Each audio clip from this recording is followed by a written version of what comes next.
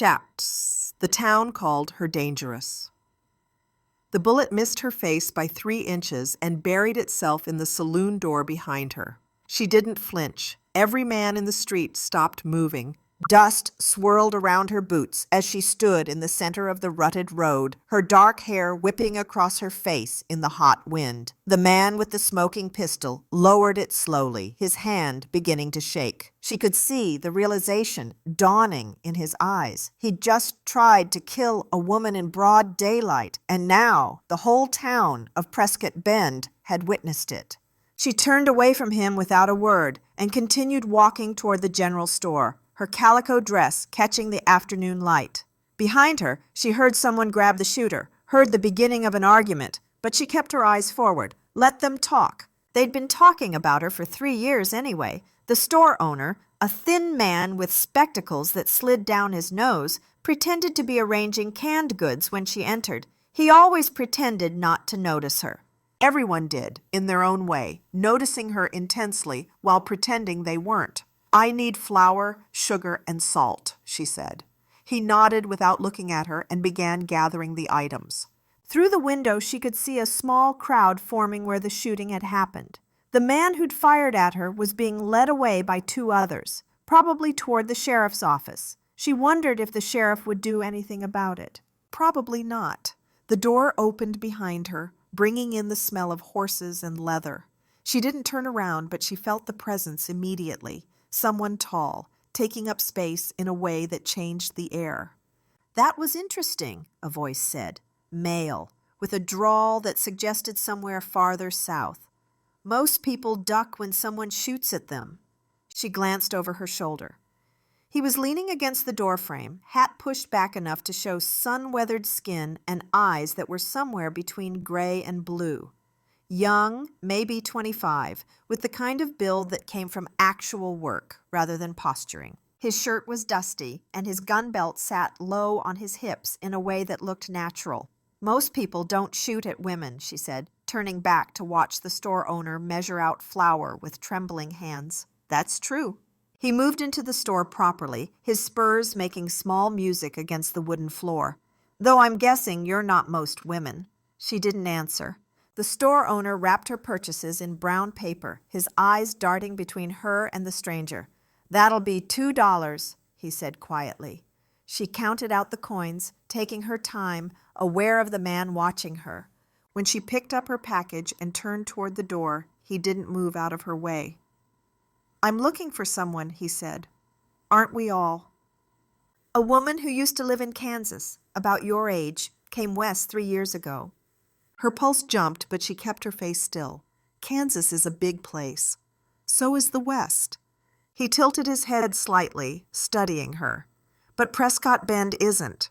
And there's only one woman in this town that people cross the street to avoid. She met his eyes directly. "If you're here to cause trouble, you'll find it. If you're here for something else, you're wasting your time." She stepped around him, and this time he let her pass. Outside, the afternoon sun hit her like a physical thing. The crowd had dispersed, but she could feel eyes watching from windows and doorways. She'd gotten used to that feeling, the weight of judgment, fear, fascination. Her small house sat at the edge of town, where the buildings gave way to scrubland and distant mesas. It was weathered gray wood, a single room with a covered porch and a struggling vegetable garden out back. She'd bought it with the last of her money when she'd arrived, and she'd lived there alone ever since. She was putting her supplies away when she heard the horse. Through the window, she saw him dismounting, tying his bay mare to the fence post she'd driven into the hard ground herself. She watched him look at her garden, at the water barrel, at the neat stack of firewood under the eave. He knocked twice, then waited. She opened the door, but didn't invite him in. "You followed me." "I did." He took off his hat, holding it in both hands. "My name's not important right now. What's important is that I've been riding for 3 weeks looking for you, and I think I've found you." "You think wrong." "I don't." He glanced past her into the house, then back at her face. "Your father sent me." The words landed like a fist. She gripped the doorframe, her knuckles going white. I don't have a father." "You do, and he's dying." She started to close the door, but he put his hand against it, not forcefully, just enough to stop it. "I rode 3 weeks to tell you that. The least you can do is listen for 5 minutes. I don't owe you anything. I don't owe him anything." "Maybe not." His voice was quieter now. "But he asked me to find you, used what little breath he has left to make me promise I would. So here I am, keeping my promise." The wind picked up, sending dust devils spinning across the open ground. In the distance, she could see storm clouds gathering over the mountains. She thought about slamming the door, about telling him to leave and never come back. But something in his eyes stopped her. Not pity exactly, but something close to understanding. "5 minutes," she said, and stepped aside. He entered carefully, like he was aware of intruding. The house was sparse, but clean, a bed in one corner, a small table with 2 chairs, a wood stove, shelves with a few books and dishes. He took it all in with a single glance, and she wondered what he saw. Loneliness, probably. Everyone could see that. "Sit if you want," she said, not sitting herself. He pulled out one of the chairs and sat, placing his hat on the table. "Your father owns a ranch outside of Redemption. That's 4 days northwest of here. He has 300 head of cattle, good water, timber in the high country. I don't care what he has. He has 2 sons, your half-brothers, good boys but young, 14 and 16. When he dies, they'll lose everything because they don't know how to run the place, and the bank will take it." She crossed her arms. "Still not my problem. He wants you to come back, to help them, to teach them." "Why would he think I'd do that?" "Because you're his daughter. Because you know ranching. He told me about how you could ride before you could walk, how you helped with the branding and the drives. He said you were better at it than most men he'd hired." She turned away, staring out the window at the darkening sky. "He said that?" "He did." She heard the chair creak as he shifted. "He also said he was wrong about everything. He said he threw you out when you needed him most, and he's regretted it every day since." Her throat tightened. She didn't want to cry in front of this stranger, didn't want to show any weakness. "It's been 3 years. If he regretted it so much, he could have come himself.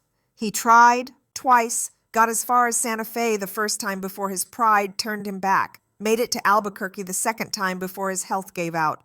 That's when he sent me." "And who are you to him?" "His foreman. Have been for 2 years. He trusts me to keep his ranch running, and he trusts me to bring you home." She laughed, but there was no humor in it. "Home? I don't have a home." "You could." He stood up, moving to stand beside her at the window. "Those boys need you. Your father needs you. And if I'm being honest, it looks like you might need them too." She wanted to deny it, but the words stuck in her throat. He was right, damn him. She'd been alone in this town for 3 years, tolerated but never accepted, watched but never seen. The women whispered about her past. The men either feared her or desired her in ways that made her skin crawl. She'd built a life here, but it wasn't much of one. "Why would they want me?" she asked quietly. "After what happened, after what people said about me.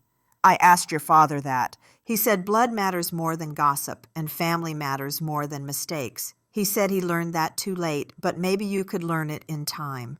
Thunder rumbled in the distance. The first drops of rain began to fall, spattering against the dusty ground. "I need to think," she said. "That's fair."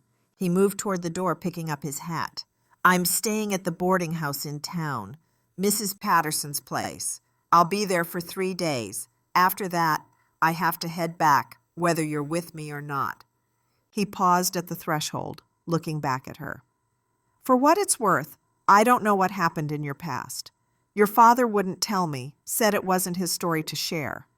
But I know this town. I've seen how they look at you, and I think you deserve better than that." Then he was gone, riding back toward town through the gathering rain. She watched until he disappeared, then closed the door and leaned against it. The storm broke fully an hour later, rain drumming on the roof, lightning splitting the sky. She sat at her table in the darkness, not bothering to light a lamp. Memories came flooding back. Memories she'd worked hard to bury. Her mother dying when she was 12. her father remarrying a year later, the new wife, cold and suspicious, then her father having sons, real sons, boys who could inherit properly, her place in the family shrinking with each passing year until she was more servant than daughter. And then the incident. The ranch hand who'd cornered her in the barn. The struggle, the way he'd torn her dress, the way she'd grabbed the branding iron and swung it at his head, the sound it made connecting with his skull. He'd lived, but barely. And her father, listening to his new wife's poisonous whispers, had chosen to believe the worst, that she'd led the man on, that she was wild, dangerous, uncontrollable. He'd given her $50 and told her to leave, to never come back, to never contact them again.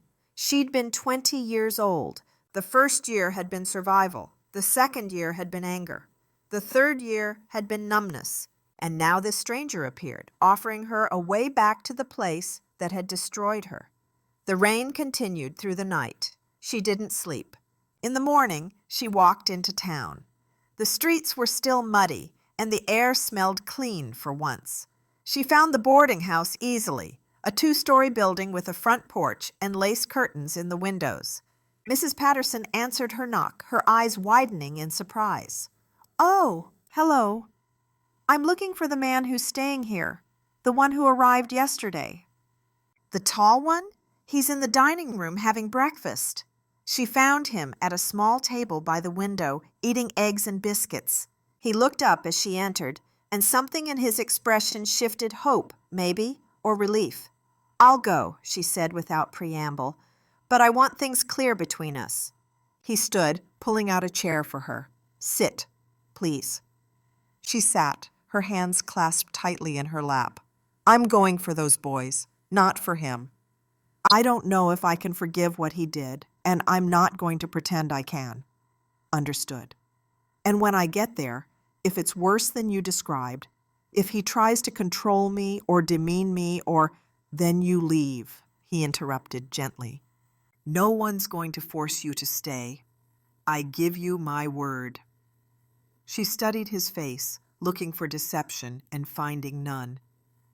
"Why do you care? You don't know me. This isn't your family." He was quiet for a moment, turning his coffee cup in his hands. "My sister," he said finally. "She got into trouble when she was 17. A man who wouldn't take no for an answer. She fought back, hurt him badly. Our parents believed his version, not hers. Threw her out. He met her eyes. She died 2 years later, alone. And I wasn't there to help her because I was too young and too scared to stand up to our parents. I'm sorry."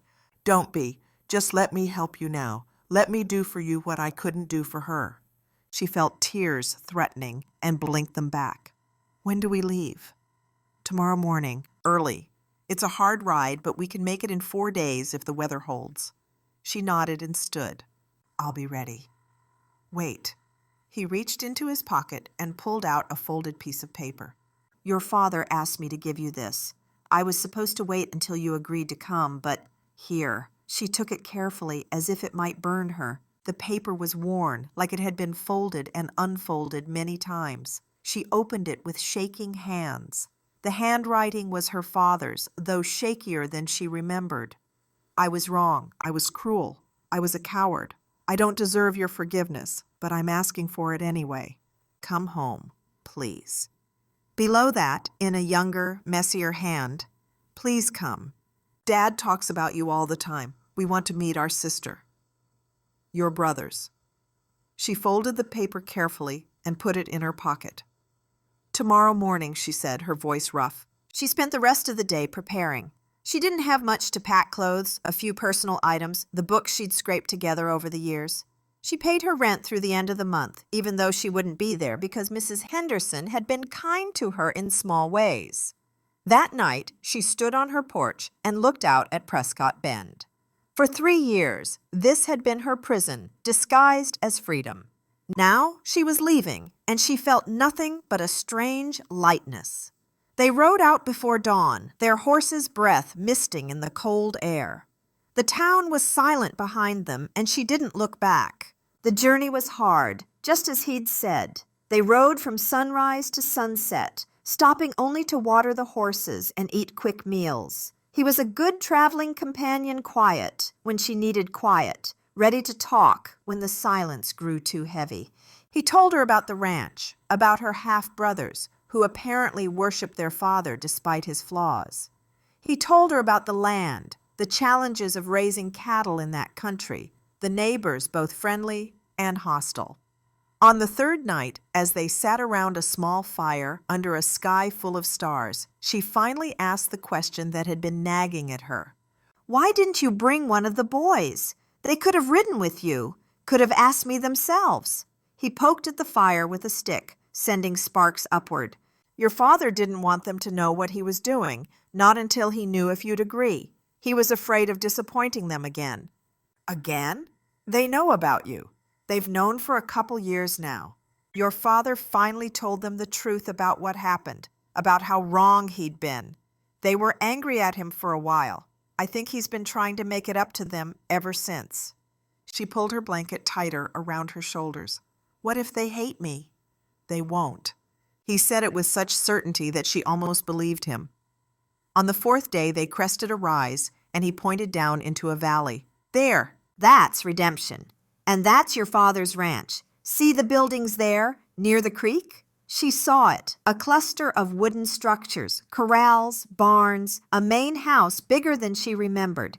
Cattle dotted the hillsides, and smoke rose from chimneys. It looked prosperous, well-maintained, alive. It looked like home, and that terrified her. They rode in slowly. People stopped what they were doing to watch ranch hands, a woman hanging laundry, two boys who emerged from the barn and stood frozen, staring. "Those are your brothers," he said quietly. The boys were tall for their ages, with their father's build and her mother's dark hair. They looked at her with expressions she couldn't quite read: curiosity, hope, fear of rejection. The foreman dismounted and helped her down, though she didn't need the help. "Boys," he called, "come meet your sister." They approached slowly, like she was a wild animal that might bolt. The older one spoke first. "You came. I didn't think. We weren't sure." "I came," she said simply. The younger one smiled suddenly, transforming his whole face. "Dad's going to cry when he sees you. He cries about everything now. It's embarrassing." Despite everything, she felt her lips twitch toward a smile. "He always did cry easily, even when I was little." "Come on," the older boy said. "He's inside.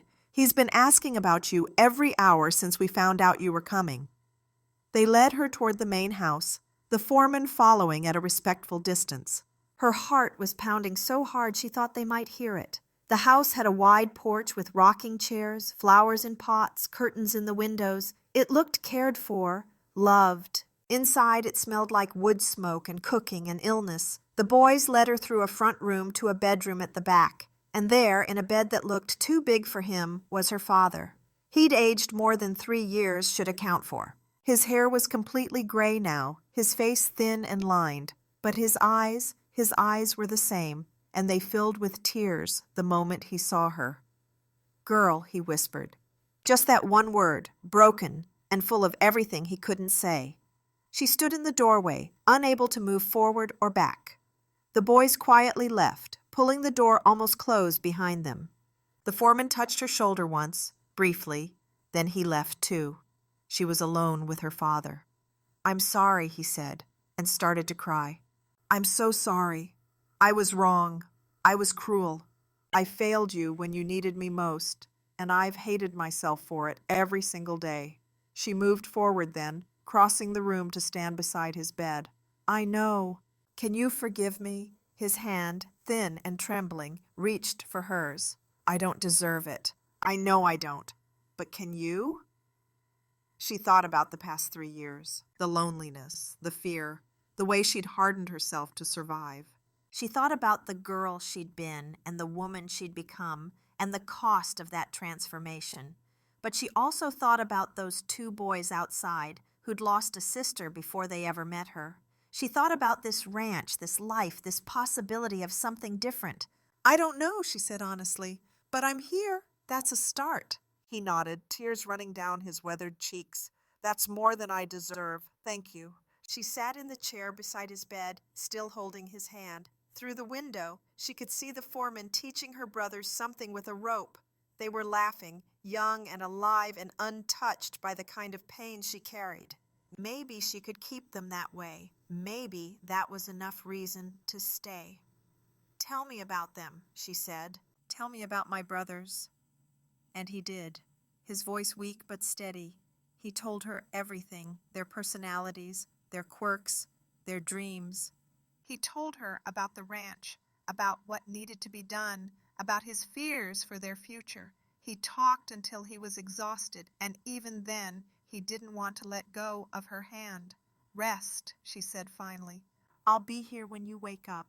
Promise? She looked at him, this man who'd given her life and then nearly destroyed it, who'd been both her hero and her villain. She thought about forgiveness, about mercy, about the complicated truth that people could be both terrible and redeemable. I promise, she said. He closed his eyes, peace settling over his face for the first time in what must have been years. She sat there as the afternoon light shifted, as voices murmured outside, as life continued around her. The foreman appeared in the doorway at some point, just checking, and she nodded to tell him everything was all right. Her brothers came in later, sitting on the floor beside her chair, asking quiet questions about her life, about where she'd been. She answered carefully, editing out the worst parts, giving them a version they could accept. As evening fell and lamps were lit throughout the house, she realized something had shifted. The weight she'd carried for 3 years felt lighter. Not gone. It would never be completely gone, but manageable. The foreman brought her coffee at some point, steam rising in the cool air. Their eyes met, and she saw understanding there, and something else she couldn't quite name.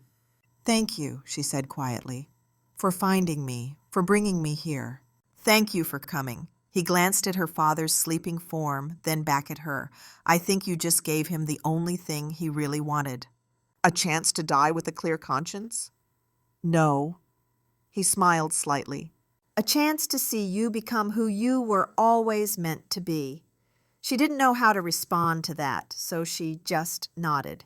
He left her there with her family broken, complicated, imperfect family, and for the first time in 3 years, she didn't feel alone.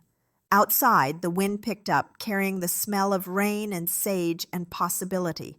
Somewhere in the distance, cattle lowed. A horse whinnied in the barn. The ranch settled into evening, and she settled with it, finding her place in its rhythms.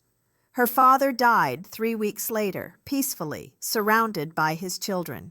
She held his hand at the end, and she'd forgiven him by then, not completely, maybe not ever completely, but enough to let him go without regret, enough to inherit what he'd left her, enough to stay. The town called her dangerous once, but that was a different town, a different life. Here, in redemption, she was just herself. Hard when she needed to be. Soft when she could afford it. Teaching her brothers everything she knew and learning from them in return. And the foreman, whose name she finally learned was his own business, stayed close. Not pushing, just present. A steady hand in an uncertain world. She'd left Prescott Bend with nothing but pain and a stranger's promise. She'd arrived at her father's ranch expecting nothing but obligation. What she found was something else entirely. What she found was home.